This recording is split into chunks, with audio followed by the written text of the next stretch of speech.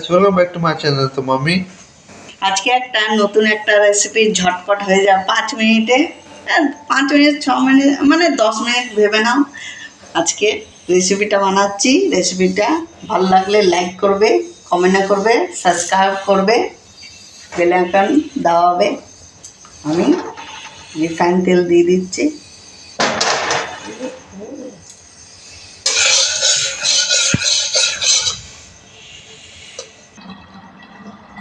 এই দেখো তেল গরম হয়ে গেছে। জিরে,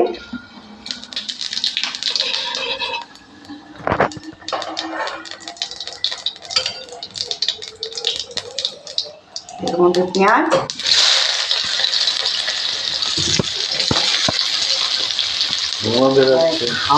হাওয়া আসছে না জানলা দিয়ে, হাওয়ার থেকে মানে ঘরের ভিতরেই যাচ্ছে পুরো ধুমোগুলো। পেঁয়াজগুলো হালকা ভেজে নেব।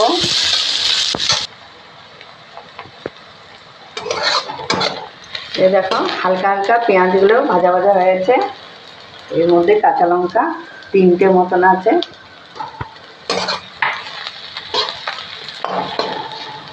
আর এখানে রসুন আছে, আদা আছে। এগুলোকেও একটু ভেজে নেব।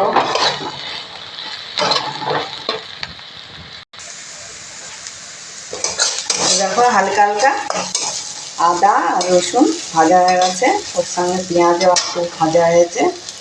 এর মধ্যে টমেটোগুলো দিয়ে দিচ্ছি।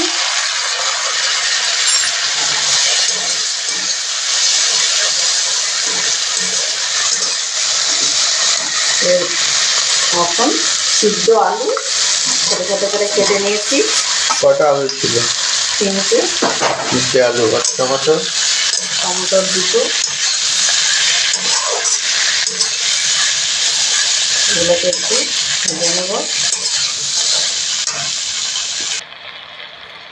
এই দেখো ভাজা ভাজা হয়ে গেছে, টমেটোগুলো হালকা গলে গেছে।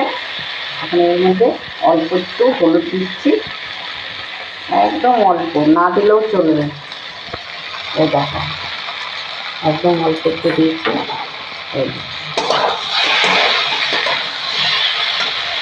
এর মধ্যে সয়া সস,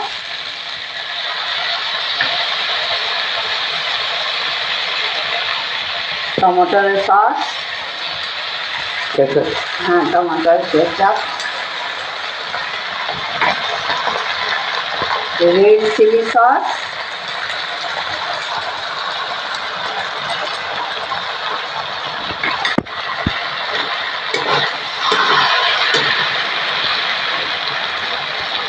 আন্দাজ মতো লবণ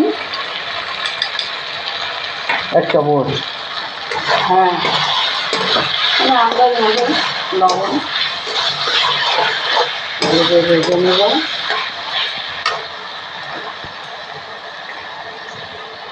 আর এখানে কাবলি চানা আছে, সিদ্ধ করে নিয়েছি। দেখে খুব ভালো লাগছিল কালারটা আমার।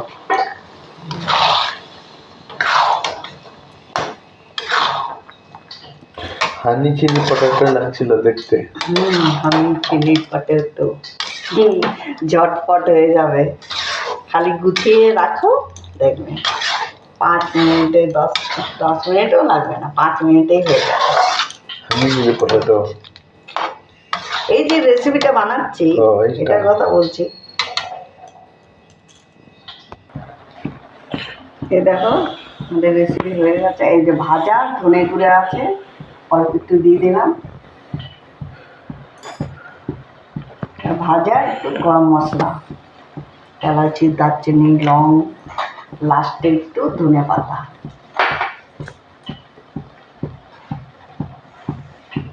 হয়ে গেছে আমাদের রেসিপি। রেসিপিটা অবশ্যই লাইক করবে, কমেন্টও করবে, তাহলে কমেন্ট করতে খুবই ভালো লাগে।